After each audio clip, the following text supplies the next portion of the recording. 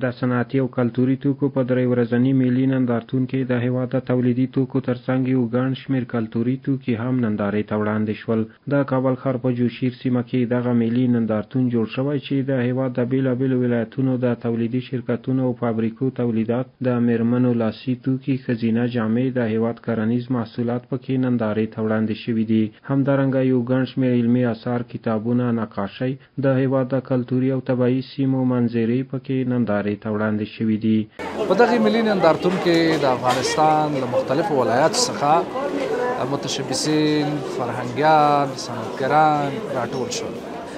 دغه نندارتون هدف د افغانستان داخلي تولید، صنعت، فرهنګ د ودې لپاره او صنعتکاران، فرهنګیان غوښتل چې خپل محصولات، تولیدات نندارې ته وړاندې کړي چې خوشبختانه موږ د ټول افغانستان څخه 2500 غرفې په دې نندارتون کې منګه جوړې کړلې.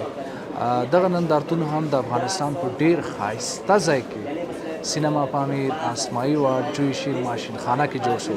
له دغه نندارتون څخه زرګونه هیوادوال هره ورځ لیدنه کوي. همدارنګه د ښوونځیو زده کوونکي، ماشومان او د هېواد علمي او فرهنګي کسان هلته ورځي او د علمي او کلتوري آثارو څخه لیدنه کوي. این کتاب برام داستان‌های 5 دقیقه قبل از خواب کتاب خوبش بود که مرا خوشم آمد. میخرمش. من صنف 6 خلاص کردم. اجازه بدن مکتبا را باز کنن که درس دخترها بتونن تا مرتبه بالا برون. اینیا را جور کردیم که اینیا که سرمیز میبینن اینیا را جور کردیم. دیگه در خانم چند دانه جور کردگی دارم. کلمه شریف است. اینی چیزای سینسی است که از سینسی میگن. د دغه نندارتون ګډونوالو وویل اوس مهال په هېواد کې د لوړ کیفیت توکي تولیدېږي چې تر بهرنیو توکو یې بیې هم ټیټې دي. هغوی زیاته کړه چې سوداګریزو توکو ته یې په دا ډول نندارتونونو کې ښه بازارموندنه کیږي. کارخانه در شاهراه کابل غزنی در روبروی منارهای فرقه‌های سابق و تولیدات ما شوینده‌باب است، شامپو است، دستشویی است و تمام چیزایی که در اینجا موجود است، پودر است و ماشین‌های اتومات، نیمه اتومات، تمام چیز است.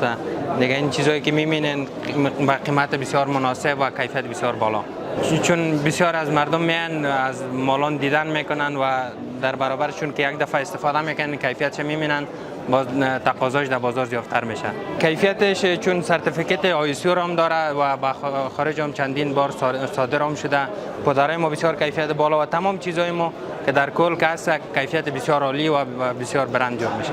از 5 گیاهان طبیعی خالص بدون رنگ‌های کیمیایی و بدون مواد کیمیایی ساخته شده. مثلا زعفران است، زنجبیل است، هیل است، میخک است یا لونگ و دارچین. این 5 گیاهان طبیعی ترکیب شده که داخل هر قوطی از این یک قاشق می باشه. از این قاشق از این چای زعفرانی میگیرین، در یک ترموز 3 لیتری کلان مندازین او جوش از پشتش مندازین، کافی است. یک قاشق 3 لیتر آب و یا در پشت هر کدامیش به 3 زبان طریقه استفاده نوشته است که 1 گرم از این چای زعفرانی با 4 لیتر چای بر شما چای صحی و گیاهی برتان میده.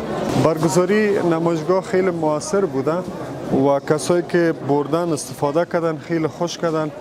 دا یادونې وړ ده چې په وروستیو کلونو کې د صنعت او سوداګرۍ د ودې په موخه دا ډول ګڼ شمېر ملي او نړیوال نندارتونونه جوړ شوي چې د داخلي تولیداتو په خرڅلاو یې مثبتې اغېزې کړي دي.